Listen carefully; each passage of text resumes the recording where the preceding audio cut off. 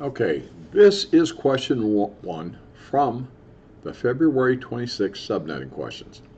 And we're going to show you how to come up with the answer. It says, what is the broadcast address of the network 172.29.194.0? And it's got a subnet mask of 255.255.254.0. Now, I've already pre-staged it. This is the way I actually teach it in class and using this chart. Hopefully you're going to be able to download the chart that I actually have set up for you. Now, /23 is the same as a going up by 2 in the third octet. These are my magic numbers we're going to deal with. So having this chart is going to be very important. Now, I've already pre-staged this one.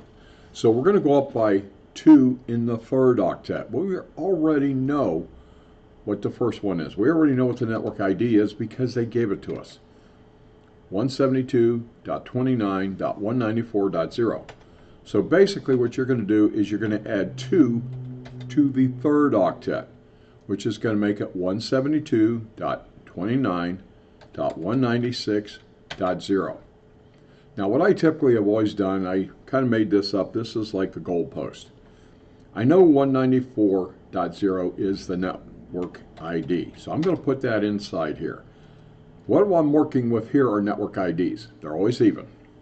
All right, so I know the next network ID happens to be 196.0.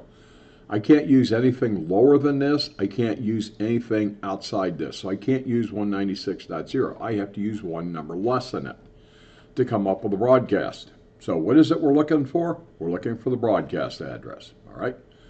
So the network ID is already given to us, 194.0. Now, when you're working in the third octet, the entire fourth octet becomes available, meaning the network ID will always be a .0 in the fourth octet.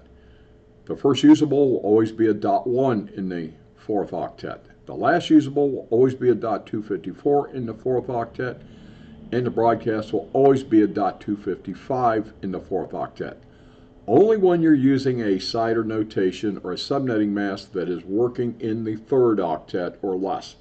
It doesn't work like that in the fourth octet. So, you're not going to add 1 to the 194, you're going to add 1 to the 0. So it's going to be 194.1 becomes the first usable. Now, the broadcast is always the last. It's always the highest, it's always an odd number, and it's always one less than the next possible network ID, which is 196.0. So what we're going to do is we're going to roll it backwards. And when we roll it backwards, we're going to go from 196.0 to 195.255. That is your network ID. Or not your network ID, sorry, that is your broadcast. I made one mistake there. I knew that was coming. And then your last usable is going to be 195.254. So the correct answer looking for on this exam right here, this particular question, is 172.29.195.255. The network ID is always going to be even. The broadcast is always going to be odd. Yes, there are 512 IP addresses. Only 510 are usable. Thank you for viewing. We'll work on the next one.